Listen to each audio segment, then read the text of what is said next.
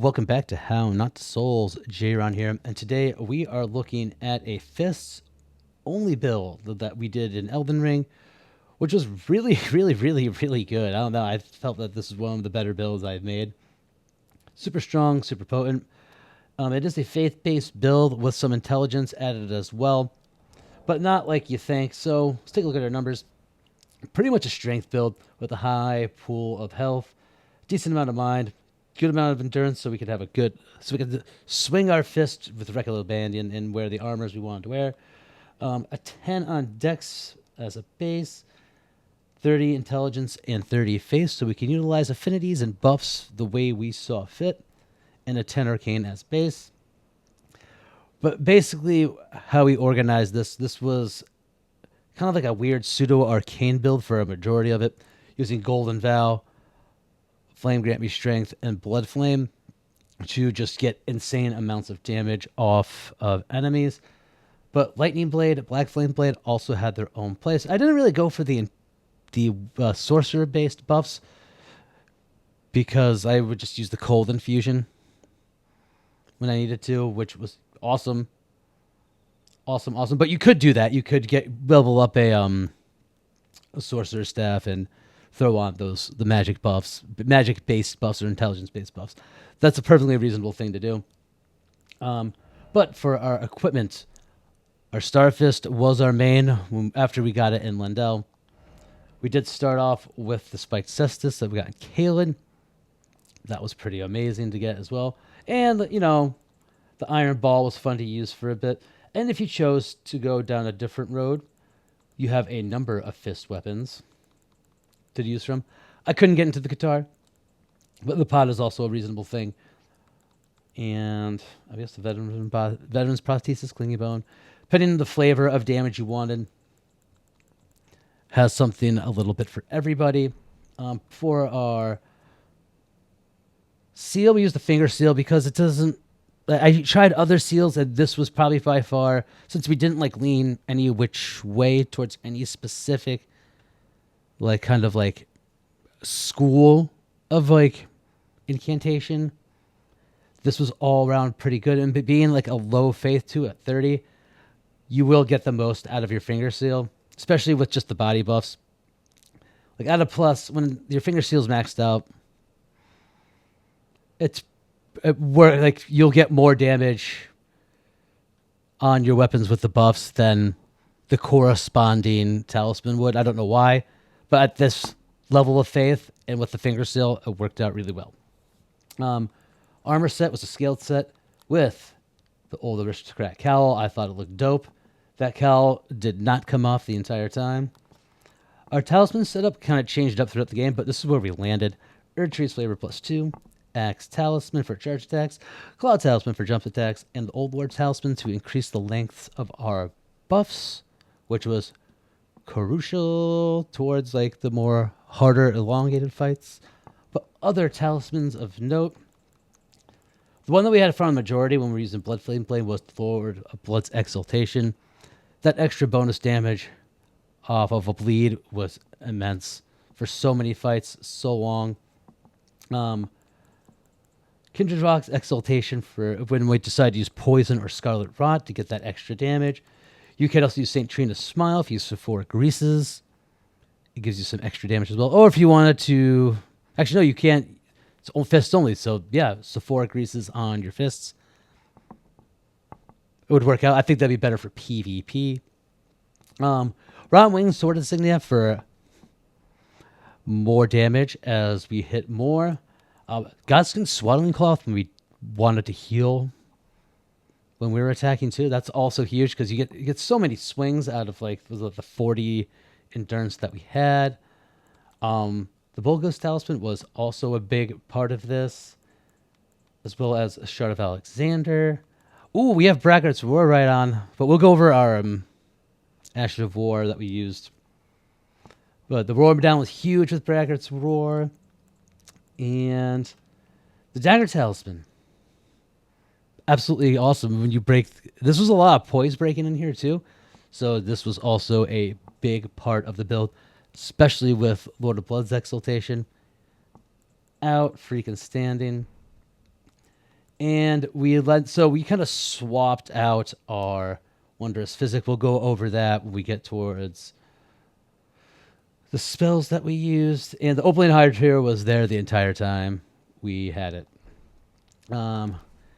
Now, for our Ashes of War, so we would change our affinity ever so often. That's where we had the intelligence scaling.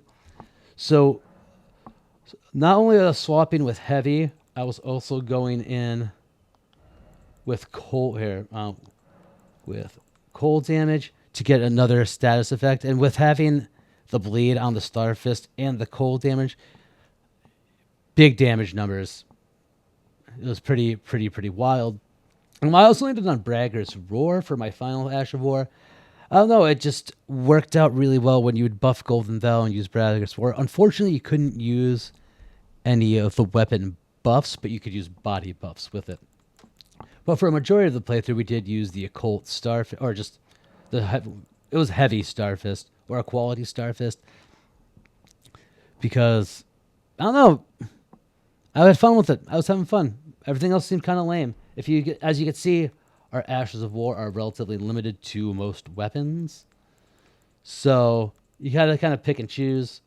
Cragblade was kind of cool for a while, but then everything just got overtaken by things that I was enjoying over Cragblade, such as Lifesteal Fist and Braggart's Roar.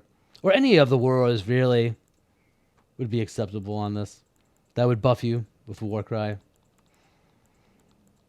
Yeah. So the spells, as you can see, those were really the spells that we used. Golden Vow, Great Flame, Great Strength, Blood Flame Blade were the three ones we used the most. When we were at water, we used Electrify Armament, which was also huge. Plus, when enemies were resistant or immune to bleed or fire, Electrify Armament. Black Flame Blade came in handy every now and then, I would say. Just because it's such a short buff, I always tended to forget about it. Black Flame Protection for the increase of physical damage negation, because you're really getting into the fray. And Flame Cleanse me because for some reason I like having an option that is not holding on to any of the bolsters. The bolsters is it's easy. Just cast it. Boom. No longer poisoned, rotted, or bleeding, or frozen, or whatever. But like anything else of note, like I said, I didn't put any intelligence-based buffs. But you could. Frozen Armament would be good on this. Magic Weapon or Scholar's Armament would be good on it. Be fun to use Hidden Unseen Blade. Also great, but they'd still see your fists. But that was more of a PvP thing. And that's about that on those. And yeah, really good. Overall, really good. Kind of like just once it got moving, just decimated everybody and everything in this game. This game kind of make fists are kind of, I don't want to say easy, but like, I don't know. It was kind of easy. It was kind of easy. Bosses were still hard, but still, like, you did wreck like 90% of everything. But anyway, I hope you enjoy the footage, and I hope you have a great day. I'll see you later, and peace out.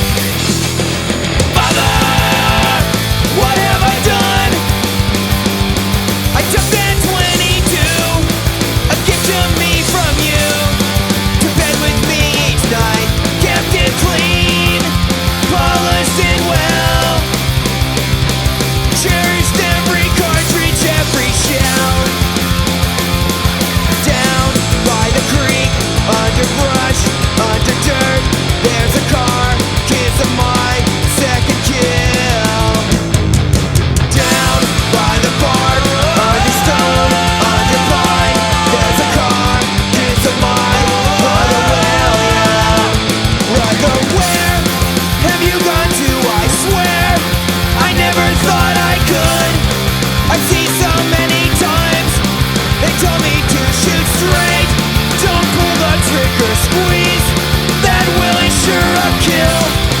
A kill is what you want. A kill is why we breed.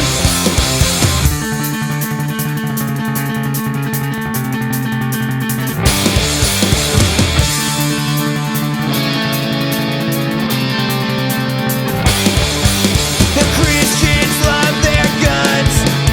The church and NRA pray for their salvations. Pray on the lower face. The storybook's been read and every line believed. Curriculum's been set. Logic is a threat. Read and search that sees.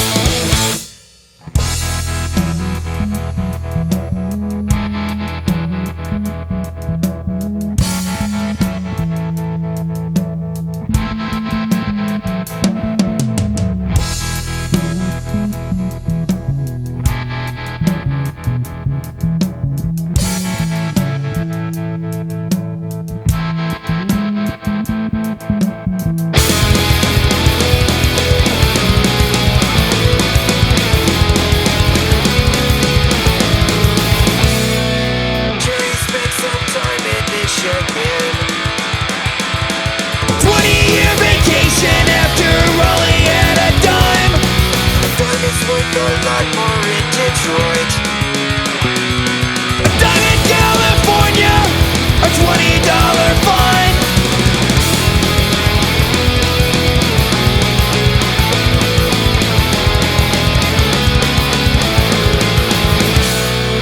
Jerry only stayed a couple months. It's hard to enjoy yourself while bleeding out the ass. Asphyxiation is simple and fast. It's been 17 fun years of being someone's bitch.